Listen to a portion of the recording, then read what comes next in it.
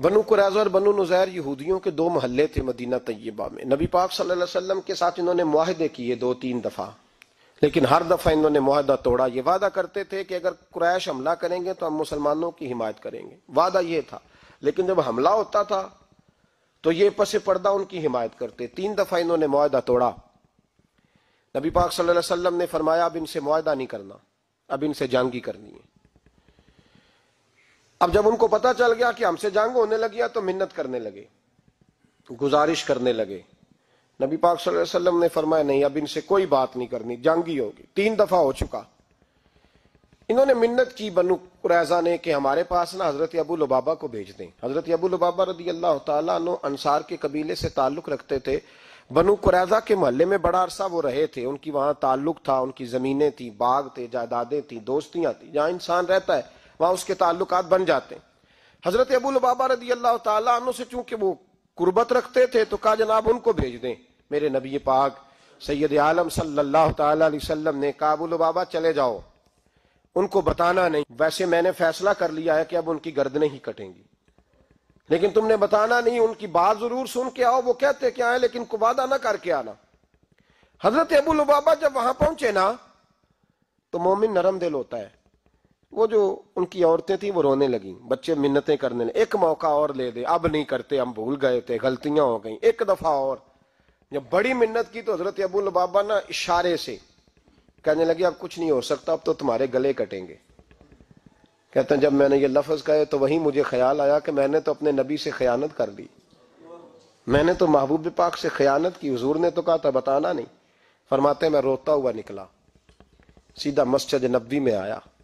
حضرت ابو لبابہ نے مسجد نبوی کے ایک ستون کے ساتھ اپنے آپ کو باندھ لیا. آج بھی وہ ستون مسجد نبوی میں موجود ہے اور اس پہ لکھا ہوا ہے یہ توبہ کا ستون ہے، آج بھی موجود ہے. حضرت ابو لبابہ نے وہاں اپنے آپ کو باندھا. 7 دن بیت گئے. نماز کا وقت آتا تو ان کی بیوی آ کے کھول دیتی، قضائے حاجت کے لیے کھول دیتی، نماز کے لیے کھول دیتی.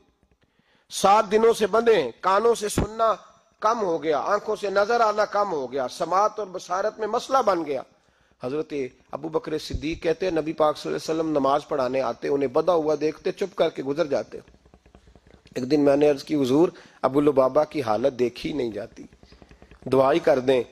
علامہ اسماعیل حقی کے لفظ ہیں بھائی، ساری تفسیروں میں موجود ہے. نبی پاک صلی اللہ علیہ وسلم نے فرمایا وہ ڈائریکٹ رب کریم کی بارگاہ میں گیا ہے، اب اللہ ہی اس کی توبہ قبول فرمائے گا. اگر میرے پاس آتا میں اس کے لیے استغفار کرتا تو رب اسے جلدی معاف فرما دیتا. یا ایھا الذین آمنوا اتقوا اللہ وابتغوا الیہ الوسیلہ. اور بخاری شریف میں حدیث موجود ہے، رسول کائنات سرور دو عالم صلی اللہ علیہ وسلم کے پاس ایک شخص آیا. اس نے آ کر کے عرض کی حضور میں غلطی کر بیٹھا ہوں، گناہ ہو گیا، عصر کی نماز کا وقت تھا حضور میں بھول گیا تھا. نبی پاک نے اس کی بات پہ توجہ نہیں فرمائی اور پھر اس نے عرض کی کھڑے ہو کے یا رسول اللہ مجھ سے غلطی ہو گئی، پاک کر دے. حضور نے توجہ ہی نہیں کی. تیسری دفعہ پھر کہا تو نبی پاک نے پھر توجہ نہیں کی. فرمایا بلال اٹھو اقامت پڑھو. حضرت بلال کہتے ہیں میں نے اقامت پڑھی، نبی پاک نے جماعت کرائی. جماعت کے بعد وہ پھر کھڑا ہو گیا. یا رسول اللہ میں نے عرض کی تھی غلطی ہو گئی، اب بھول گیا تھا. یا رسول اللہ صلی اللہ علیہ وسلم میرے لیے سزا کا اعلان، مجھے پاک کر دیں.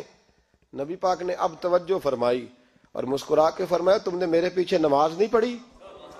یا رسول اللہ پڑھی ہے. تو فرمایا خوش ہو جا، پھر اللہ نے سارے گناہ معاف فرما دیے. مجرم ہو تو منہ اشکوں سے دھوتے ہوئے آؤ، آؤ در تواب پہ روتے ہوئے آؤ. قرآن میں موجود ہے توبہ کا طریقہ، پر میری سرکار کی دہلیز سے ہوتے ہوئے آؤ. یہاں لوگوں کو پتہ نہیں کیا ہو گیا ہے، کیا ہو گیا لوگوں کو، کس طرح کا لوگ انداز اختیار کرتے ہیں. ڈرنا چاہیے اللہ تبارک و تعالی. رب کریم نے تو تجھے دین اپنے نبی کے وسیلے سے عطا فرمایا.